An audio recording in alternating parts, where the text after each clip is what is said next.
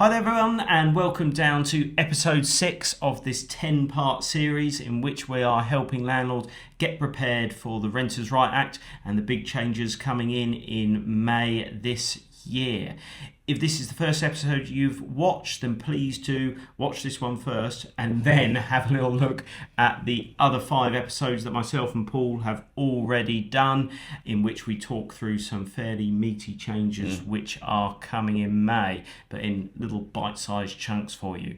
So, episode 6, rent ban, advanced rent ban. Advanced rent ban. Paul. No, that's fine. Advanced rent ban. So, let's talk about the scenario now and the scenario after the 1st of May. So the scenario now is you could have a situation where an applicant applies for a property, might have a slightly dodgy credit history, which means that could affect their financial referencing. However, they have access to capital.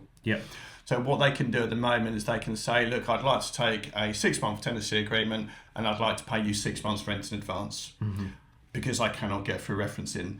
That will go to the landlord. Essentially what they're doing is they're protecting the landlord, aren't they, from taking that risk. It's an insurance policy in itself, isn't it? Yeah, absolutely. So the landlord's like, okay, I can accept you with a poor credit history, but you're going to pay me 6 months rent in advance, so you're reducing the risk to me.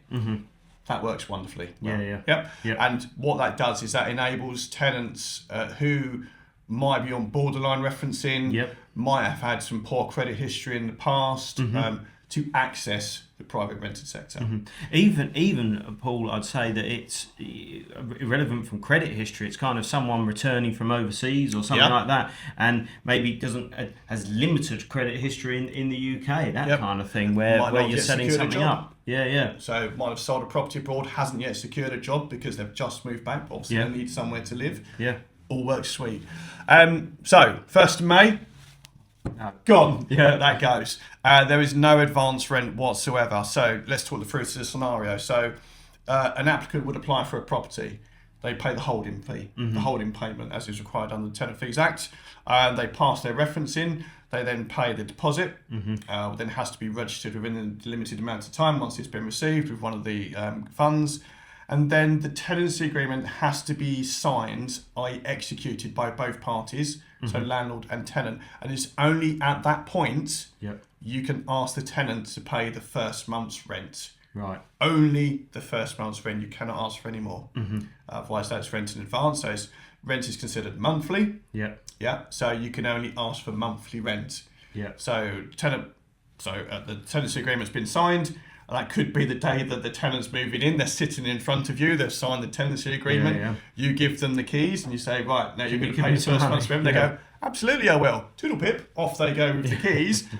They then pay you the first month's rent. What you cannot do is say, well, I'm not going to give you the keys until you pay me the first month's rent, because they've got rights to access the property because it's on the tenancy agreement. So it needs to be thought about, how do we do this to make sure that the landlords are protected? Because the last thing we want to be doing is handing somebody keys to probably one of the landlord's biggest assets. Absolutely. With no exchange of funds. So what we're going to be doing is we're going to be executing the tenancy agreement 3 days before the tenancy is scheduled to start. Therefore, we can then legitimately ask the tenant to pay the rent to us on that 3rd day, so that we would have clear funds for the point of moving. So again, it comes down to making sure that we are administratively strong, and the systems and processes are in place. Now, it's well worth adding, if the tenant has moved in, and they then decide to, for their own financial purposes, pay 3, 4, 5, 6 months rent in advance, they are perfectly entitled to do so. And the landlord can retain that. What the landlord cannot do is request it, suggest it, put it in as a little bargainer. But if the tenant does pay it, they can accept it. However, if the tenant then serves notice legitimately and leaves, and there is a credit on the accounts, that credit must be returned to the tenant. Because it's a periodic tenancy. Correct. It cannot be retained. It can only be applied to the rent that is due. Therefore, if the notice period ends and you have a credit, that must go back to the tenant immediately. Going on that, a landlord can't even accept it prior to the tenancy starting. They can't accept 12 months before, which I find is a crazy. It's a complete kick in the teeth for tenants, because so many people do use it. We spoke a little bit about referencing there, Paul. Yeah. And what kind of levels of funds would they have to have in a bank to kind of pass a reference check? Is there kind of a simple calculation or the quickest and easiest way? So that's called independent means. Mm-hmm. So that's where they may not be employed. Yeah. They have access to capital, whether it be through savings, whether it be through pension, whatever it might be. But the quickest and easiest way is to work out 30 times the rent. And if that is sitting in a bank, that's the affordability ratio. And that's the affordability. 30 times the rent is the affordability ratio for that tenant to financially pass referencing. Mm-hmm.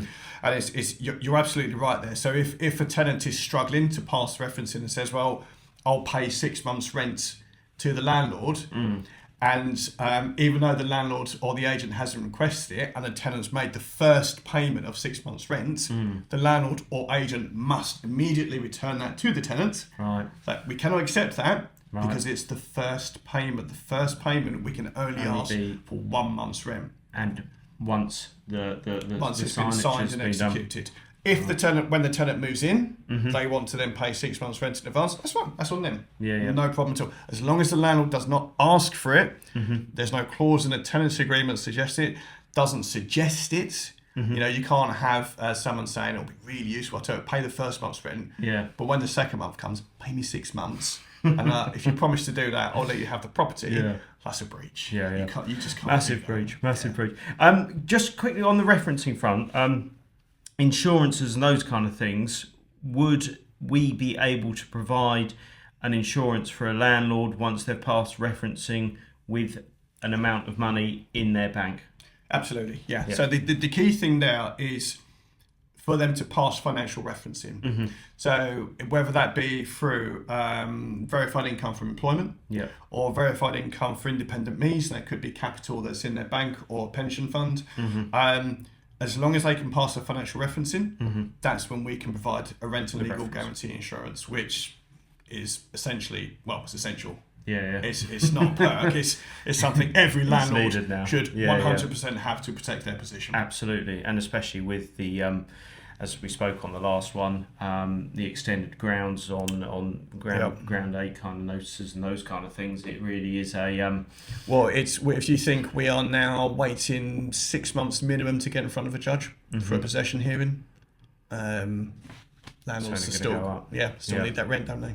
Super stuff. Well, thank you all for joining us down here on this episode.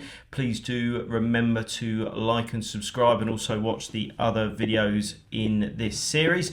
Next time we have got something a little bit more scary, I suppose, with landlords. We've got kind of the fines and enforcement, increased powers of the local authorities. So join us on the next episode, and thank you for joining us today. Cheers, bye.